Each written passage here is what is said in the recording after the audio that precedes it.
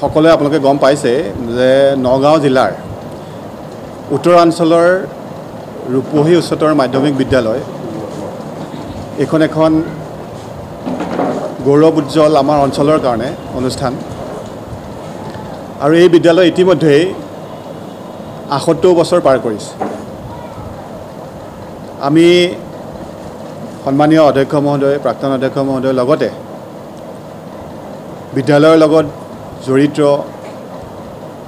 আৰু এই বিদ্যালয়ৰ শিক্ষক শিক্ষয়িত্ৰীসকলে আলোচনা কৰিছিলোঁ যে আমি ইয়াৰ ৰজত জয়ন্তী অনুষ্ঠানটো অনুষ্ঠিত কৰিব লাগে, কিন্তু কৰোনা হোৱাৰ বাবে আমি কিছু পলম কৰিবলগীয়া হৈছে। সেয়ে 2024 চনৰ নৱেম্বৰ মাহৰ 9 আৰু 10 তাৰিখে আমি এই সোণালী ৰজত জয়ন্তী উৎসৱভাগ উদযাপন কৰিবলৈ ইতিমধ্যে আয়োজন কৰিছোঁ।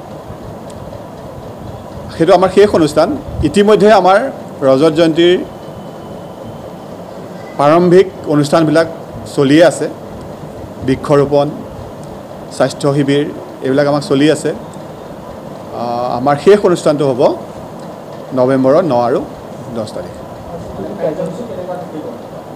কাৰ্যসূচীসমূহ আমাৰ বিশেষকৈ এই বিদ্যালয় আৰু ছাত্ৰ ছাত্ৰীসকলৰ ওপৰত প্ৰাধান্য দি তেওঁলোকৰ শৈক্ষিক বিকাশৰ ওপৰত গুৰুত্ব দি অনুষ্ঠানবিলাক কৰা হ'ব আৰু লগতে আমাৰ সন্মানীয় চৰকাৰৰ বিষয়ববীয়া মন্ত্ৰীসকলক মাতি বিদ্যালয়খনৰ আন্তঃগাঁথনিৰ কাৰণেও কিছু যাতে আমি কাম কৰিব পাৰোঁ তাৰ কাৰণেও চেষ্টা লোৱা হ'ব।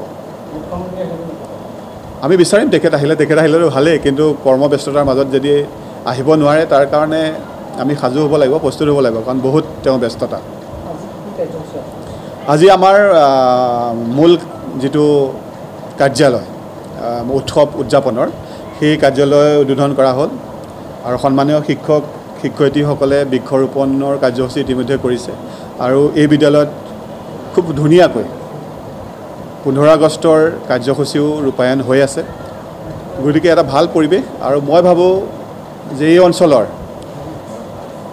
সকলো অকল ছাত্ৰ ছাত্ৰীৰ নহয় সকলোৰে বাবে এই ৰূপহী উচ্চতৰ মাধ্যমিক বিদ্যালয়খন এখন গৌৰৱৰ অনুষ্ঠান। মিল আছে। ৰূপহী নামটো এনেও শুৱলা। স্মৰণিকা হ'ব। ইতিমধ্যে আমাৰ প্ৰাক্তন প্ৰিন্সিপাল শ্ৰীযুত নাৰায়ণ বৰাদেৱক তাৰ দায়িত্ব দিয়া হৈছে, গতিকে তেওঁ এই কাৰ্যসূচী চলাই আছে।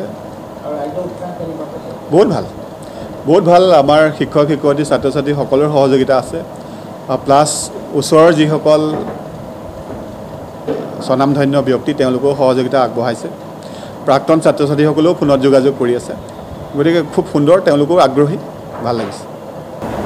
আমি সকলোৱে গম পাইছোঁ যে আমাৰ বিদ্যালয় ইতিমধ্যে 75 বছৰ অতিক্ৰম কৰিলে 21 চনতে,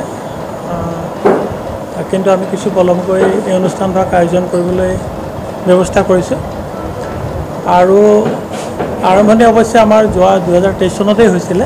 কিছু কাৰ্যসূচী আমি 23 চনতো পালন কৰিলোঁ আৰু মূল কাৰ্যসূচী আমি অহা নৱেম্বৰ ইতিমধ্যে আমাৰ মাননীয় সভাপতি মহোদয়ে অৱগত কৰিছে যে অহা নৱেম্বৰ মাহৰ 9 আৰু 10 তাৰিখে মূল হয়, শনিবাৰ আৰু নিশ্চয় ৰবিবাৰ পৰিছে। আমি মূল কাৰ্যসূচী সেই সময়তে পালন কৰিম বুলি আশা কৰিছোঁ। হয়।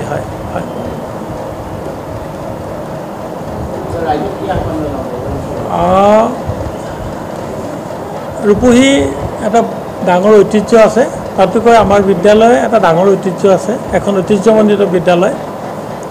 এসময়ত এই বিদ্যালয়ৰ পৰাই অসমৰ ভাৰতৰ বহুতো ৰুথি মহাৰথী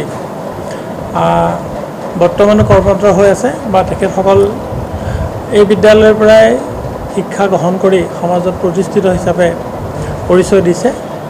গতিকে আমাৰ এই অনুষ্ঠানভাগ আয়োজন কৰাৰ যিসকলে খবৰ পাইছে আমি জনাইছোঁ আৰু তেখেতসকলে এটা খুব সুন্দৰ উৎসাহ আমাক দিছে আৰু তেখেতসকলৰ আগ্ৰহতে সাৰথি কৰি আমি এই অনুষ্ঠানভাগ অনুষ্ঠিত কৰিম বুলি আশা কৰিছোঁ। ইতিমধ্যে আমাৰ বিভিন্ন ব্যক্তিসকলৰ লগত যোগাযোগ হৈছে, তেখেতসকলেও সঁহাৰি জনাইছে। আশা ৰাখিছোঁ ৰূপহী অঞ্চলৰ ৰাইজৰ এক পূৰ্ণাংগ সহায় সহযোগিতাত সকলোৰে এক পজিটিভ মাইণ্ড লৈ পেলাই আমি এই অনুষ্ঠানভাগ অনুষ্ঠিত কৰিম আৰু আশা কৰিছোঁ আমি নিশ্চয় সফল হ'ম।